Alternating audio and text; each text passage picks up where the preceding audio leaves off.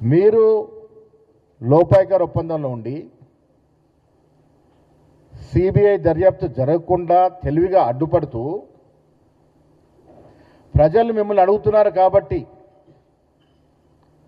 ప్రజలు ఇవాళ అడుగుతా ఉన్నారు. రాష్ట్ర ప్రభుత్వం 8 నెలలైంది సిబిఐ దర్యాప్తు చేయమని కేంద్ర ప్రభుత్వాన్ని కోరి మీరు ఎందుకు సిబిఐ దర్యాప్తు చేయట్లేదని అడుగుతున్నారు కాబట్టి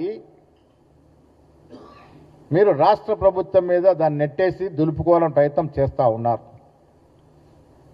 రాష్ట్ర ప్రభుత్వం దర్యాప్తు చేస్తే ముందుకు పోదు, రకరకాల ఇబ్బందులు ఉన్నాయి.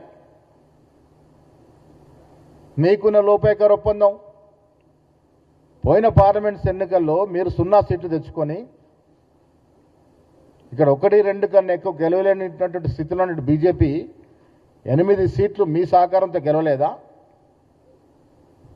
సిద్దిపేట, గజ్వేల్, సిరిసిల్లలో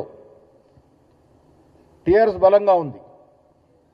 అసెంబ్లీ ఎన్నికల్లో అత్యధిక మెజార్టీ సాధించినటువంటి ఈ 3 నియోజకవర్గాల్లో మీరు సిరిసిల్ల ఉదాహరణ తీసుకుంటే అసెంబ్లీ ఎన్నికల్లో బీజేపీకి పడ్డ ఓట్లు 18,301 మాత్రమే.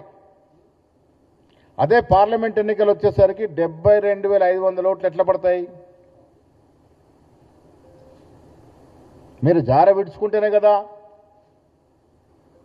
సిద్దిపేట అసెంబ్లీ జరిగిన ఎన్నికల్లో బీజేపీ అభ్యర్థికి పడ్డ ఓట్లు కూడా 23,200 మాత్రమే. అదే పార్లమెంట్ ఎన్నికలు వచ్చేసరికి 62,823 ఓట్లు పడ్డాయి. హరీష్ రావు గారు మద్దతు లేకుంటేనే బీజేపీకి ఇన్ని ఓట్లు పడ్డాయా? అంటే మీరు లోపాయికారిగా క్విట్ ప్రో క్రో మాదిరిగా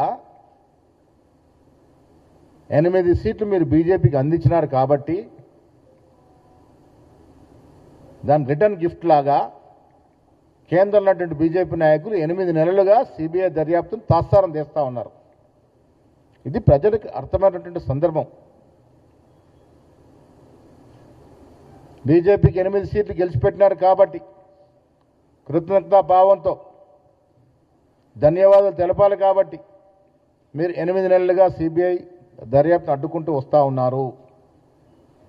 ప్రజలకు తెలుసు రేపో మాపో మీరు కలిసిపోతారని, కలిసే అవకాశాలు ఉన్నాయని. దాని మూలంగానే మీరు సిబిఐ దర్యాప్తును అడ్డుకుంటా ఉన్నారు. ఆనాడు ఇచ్చిన మాటలు, మీరు విసిరిన సవాళ్లు మర్చిపోతూ ఉన్నారు.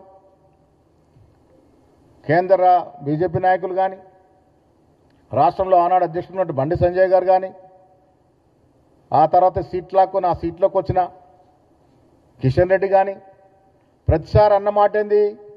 కేసీఆర్ అవినీతిపరుడు, ఆయన జైల్లో పెట్టాలి, సిబిఐ దర్యాప్తు జరగాలని. తీరా మేము అధికారంలోకి వచ్చి మీకు అప్పచెప్తే, సిబిఐ దర్యాప్తు చేయమని అప్పచెప్తే మీరు 8 నెలలుగా ఎందుకు తాత్సారం చేస్తూ ఉన్నారో ఇవాళ కేంద్ర మంత్రులు జవాబు చెప్పాల్సిన అవసరం ఉన్నది. సిబిఐ మీ ఆధీనంలో ఉంది, తుపాకీ మీ చేతిలో ఉంది. మీరు కాల్చక మా భుజాన పెట్టేదో తాత్సారం చేసే ప్రయత్నం ఎందుకు చేస్తూ ఉన్నారో కిషన్ రెడ్డి గారు, అదేవిధంగా బండి సంజయ్ గారు జవాబు చెప్పాలి. ప్రతిసారి రాష్ట్ర ప్రభుత్వం ఎందుకు వచ్చారు? రాష్ట్ర ప్రభుత్వం చేయడానికి ఎన్నో ఇబ్బందులు ఉన్నాయి కాబట్టే కేంద్ర ప్రభుత్వానికి రాశాము, లిఖితపూర్వకంగా కోరినాము. మీరు చేయకుండా మీరు లోపాయికార్ ఒప్పందంలో ఉండి మమ్మల్ని బద్నాం చేసే ప్రక్రియ మానుకోవాలి. నేను మళ్ళీ అడుగుతా ఉన్నాను, ప్రధానమంత్రి గారు రాష్ట్రానికి వచ్చే లోపు సిబిఐ దర్యాప్తు ప్రారంభిస్తారా లేదా?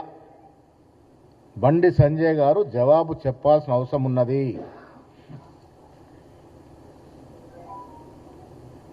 మీ ప్రోద్బలం, మీ సహకారం వల్ల టీఆర్ఎస్ బీఆర్ఎస్ అయింది. బీఆర్ఎస్ కుప్పకూలింది. పార్లమెంట్లో 0 సీట్లు. మీకు లోపాయికార్ ఒప్పందంలో మీకు సపోర్టు. మీరెక్కడ మేమిక్కడ సంతోషంగా ఉందని మీరు అనుకుంటా ఉన్నారు. కానీ ప్రజలు దీన్ని గ్రహిస్తూ ఉన్నారు. మీ ఒప్పందాలన్నీ కూడా వారు చూస్తూ ఉన్నారు. ధాన్యం గురించి మాట్లాడతాం. స్వచ్ఛంగా, సహజంగా పోషకాలు నిండిన ఎస్ఆర్కే డైరీ పాలు మరియు పాల పదార్థాలని ఎంచుకుందాం.